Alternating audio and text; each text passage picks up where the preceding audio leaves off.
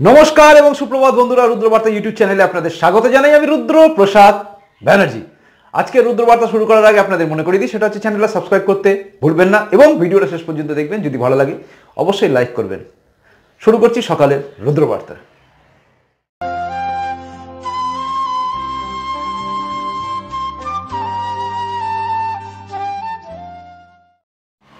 Clean chit, মোদিজি আর clean chit দুটো যেন সমর্থক হয়ে গেছে। অর্থাৎ নরেন্দ্র মোদি মানে প্রধানমন্ত্রী যিনি, তার সঙ্গে ক্লিন চিট যেন দুটোই সমর্থক হয়ে গেছে। এই কথাটা কেন বললাম, তার কারণ হচ্ছে পিছিয়ে গেলে দেখতে পাবেন আপনি গুজরাট থেকে, অর্থাৎ গুজরাটে যে গোধরা কাণ্ডের পরবর্তী ক্ষেত্রে যে দাঙ্গাই বলুন বা খুনোখুনি বলুন, যা কিছু হয়েছিল তার পরিপ্রেক্ষিতে কিন্তু নরেন্দ্র মোদীকে দায়ী করা হয়েছিল এবং তারপরে তিনি সেখান থেকে কিন্তু ক্লিন চিট পান। অর্থাৎ আদালত, গুজরাট আদালত তো বাদ দিন, তারপরে সুপ্রিম কোর্ট অব্দি গিয়েও মামলাটা গড়ানোর পরেও কিন্তু তিনি ক্লিন চিট পেয়ে যান।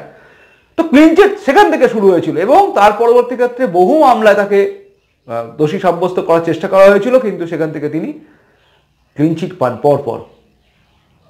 শেষ অর্থাৎ সবচেয়ে বড় যে ক্লিন চিট যেটা পেয়েছিলেন সেটা হচ্ছে রাহুল গান্ধীর আনা একটা বাজে মিথ্যে দোষারোপ। অর্থাৎ 5 বছর চলে যাওয়া এই সরকারের কোনো রকম ভুল ত্রুটি খুঁজে না পেয়ে, কোনো স্ক্যাম খুঁজে না পেয়ে রাফায়েল বিমান নিয়ে তিনি একটা ব্লেম দিয়েছিলেন, কিন্তু সেটাও সুপ্রিম কোর্টে গিয়ে সেখানে খারিজ হয়ে যায়। অর্থাৎ সেটা ক্লিন চিট সেখানেও পান। আর শেষ অর্থাৎ গতকাল যে ক্লিন চিট তিনি পেলেন সেটা হচ্ছে ইলেকশন কমিশনের কাছ থেকে।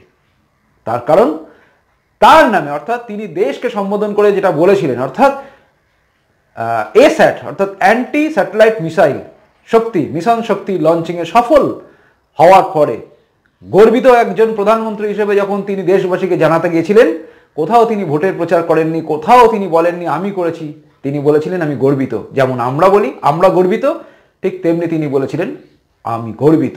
তো এই গর্বিত প্রধানমন্ত্রীর, অর্থাৎ ভারতের শক্তিশালী ভারতের জন্য গর্বিত প্রধানমন্ত্রীর ভাষণের পরে কিন্তু বিরোধীরা, অর্থাৎ এই বিজেপি ছাড়া তৃণমূল, কংগ্রেস এবং অন্যান্য দল, তারা কিন্তু ভয় পেয়ে গেছিল। কারণ একটা সরকার, যে সরকার আক্রমণের প্রত্যুত্তর দিতে পারে, অর্থাৎ পাকিস্তান আক্রমণ করলে, পাকিস্তানের টেরোরিস্টরা আক্রমণ করলে তাকে গুঁড়িয়ে দিয়ে আসতে পারে, যে সরকার প্রতি ক্ষেত্রে সামরিক জায়গায় অনেক বেশি শক্তিশালী হয়ে ওঠে, সেনাদের জন্য ওরব দিয়ে দেয়, মানে সেনার কর্মীদের যে ওরব, 1 র্যাঙ্ক 1 পেনশন যেটা, সেটা করে দেন, সেনাদের জন্য সমস্ত কিছু করে দেন।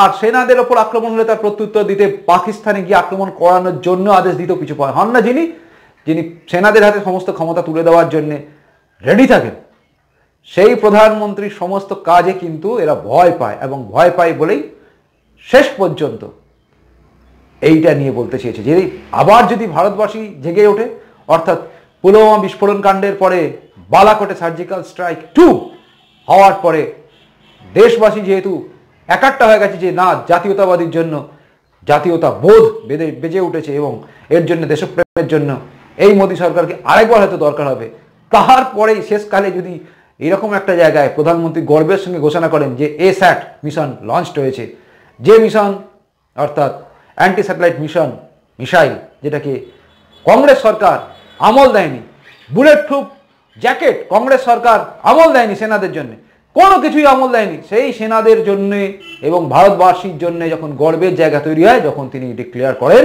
যে আমি গর্বিত, তখন এই বিরোধীরা ভয় পায়, এবং ভয় পায় বলেই নির্বাচন কমিশনে গিয়ে জানায় এটা ইলেকশনের বিধি ভঙ্গ হচ্ছে।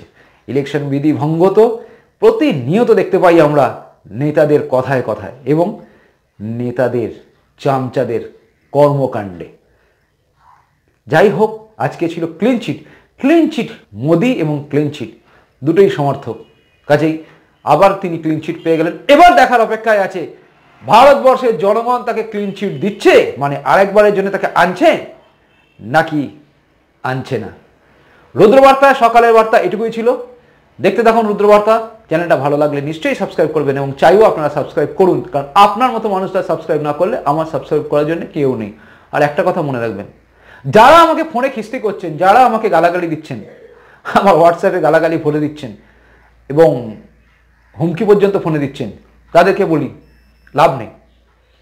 হারানোর আমার কিছু নেই, পাওয়ার আমি আশা করি না, কাজে আমাকে ওইসব করবেন না। দেখতে থাকুন রুদ্রবার্তা। আর আরেকবার বললাম, চ্যানেলটা আপনারা মানে যদি দেখছেন, যদি মনে করেন আমার কথাগুলো ঠিক, তাহলে সাবস্ক্রাইব করবেন, কারণ আমাকে ছেড়ে যাওয়ার লোক কম আছে, মানে দেশপ্রেমী কম আছে। দেখতে থাকুন রুদ্রবার্তা। নমস্কার, বন্দে মাতরম, ভারত মাতার জয় হোক, জয় হিন্দ। এখনকার মতো রুদ্রবার্তা শেষ হলো। দেখতে থাকুন রুদ্রবার্তা, চ্যানেলটা সাবস্ক্রাইব করুন। ভিডিওটা ভালো লেগে থাকলে লাইক করবেন অবশ্যই।